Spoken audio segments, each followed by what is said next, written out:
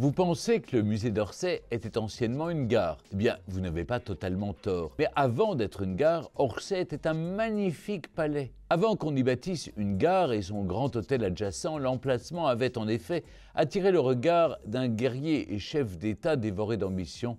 Napoléon Ier, le premier empereur des Français, la voulait grandiose. Il voulait le palais d'Orsay majestueux. Au début de l'Empire, quelques 15 années seulement après la Révolution de 1789, la capitale française ne montre pas le même visage fier que celui de Napoléon. Quand le chef de la Grande Armée s'intéresse à ce terrain inoccupé sur la rive gauche de la Seine, qu'il contemple depuis son palais des Tuileries, elle n'a pas le panache d'une cité impériale. Alors, pour y remédier, vous l'imaginez, l'empereur voit grand. Ses victoires militaires en Europe et les contributions qu'il exige des pays conquis, lui assurant durablement les fonds nécessaires pour faire ainsi de Paris la rivale d'Athènes ou de Rome. Depuis longtemps déjà, Napoléon rêve de faire de Paris la plus belle ville qui puisse exister. Et pour clamer au monde la puissance de son empire, il a l'idée d'y faire bâtir un nouveau ministère des Relations extérieures. En 1806, presque au fait de sa gloire, le vainqueur d'Austerlitz peut se féliciter de voir les travaux de réfection du quai achevés. Dès 1808,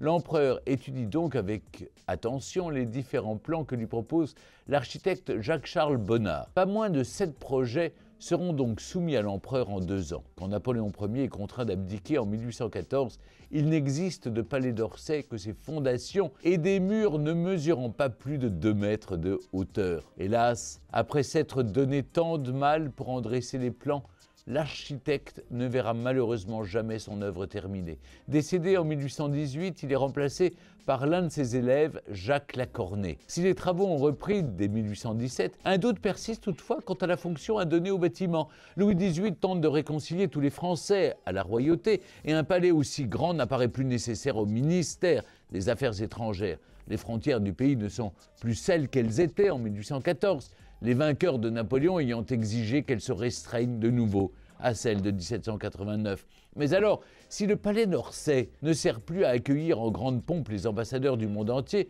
que peut-il devenir? En attendant de le décider, les travaux sont complètement mis à l'arrêt en 1820, 10 ans après la pose de la première pierre. En 1833, grâce au vote d'un budget colossal de 100 millions de francs consacré à l'achèvement de tous les chantiers entamés en France sous les régimes précédents, Jacques Lacornay peut enfin poursuivre sa mission et bâtir son chef-d'œuvre néo-renaissance. La somme de 3,5 millions de francs allouée spécifiquement à cet édifice doit permettre à Adolphe Thiers d'y établir son ministère. Après la guerre éclair qui oppose la France à la Prusse au cours de l'été 1870 et qui se solde par la défaite de Sedan et la chute de Napoléon III, la Troisième République s'ouvre en effet sous de bien mauvais auspices. Paris se retrouve pris dans la tourmente, d'abord assiégé et bombardé par les Prussiens, puis en proie à une guerre civile confrontant le gouvernement retranché à Versailles, qui a accepté de signer l'armistice, et les insurgés de la Commune, déterminés à défendre Paris et la République face à une majorité parlementaire monarchiste. Au cours de la semaine sanglante qui ponctue l'insurrection du 21 au 28 mai 1871,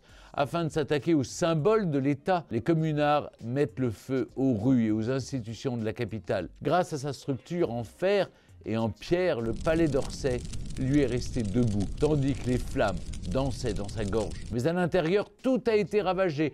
Que faire alors de ces murs nus de 24 mètres de haut qui encombrent Paris? Une nouvelle fois, le palais d'Orsay a perdu de son utilité et la Troisième République ne sait quel sort lui réserver. Je vous le disais en ouverture de mon récit, ce qu'il restait de l'édifice a été rasé en 1898 et la gare d'Orsay et son grand hôtel ont été inaugurés 2 ans plus tard, le 14 juillet 1900, juste à temps pour l'exposition universelle qui célèbre en fanfare les exploits de la fée électricité. Ironie de l'histoire, 30 ans plus tard, c'est justement le développement de l'électricité qui condamne la gare d'Orsay en augmentant proportionnellement la puissance et la taille des trains mis en circulation. Les quais construits par l'architecte Victor Laloux se révèlent trop courts. En 1958, le trafic cesse définitivement à la gare d'Orsay et la SNCF songe à vendre l'édifice. Mais après les grands travaux de la capitale qui ont vu disparaître les halles de Baltard et s'élever la tour Montparnasse, les Parisiens veulent protéger leur patrimoine historique contre les assauts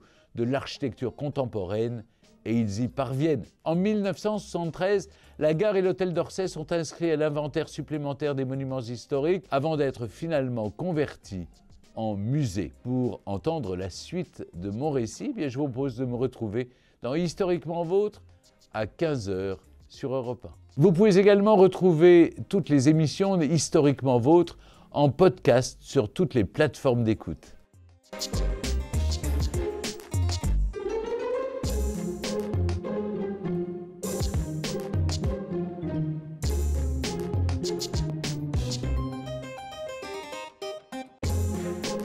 Thank you.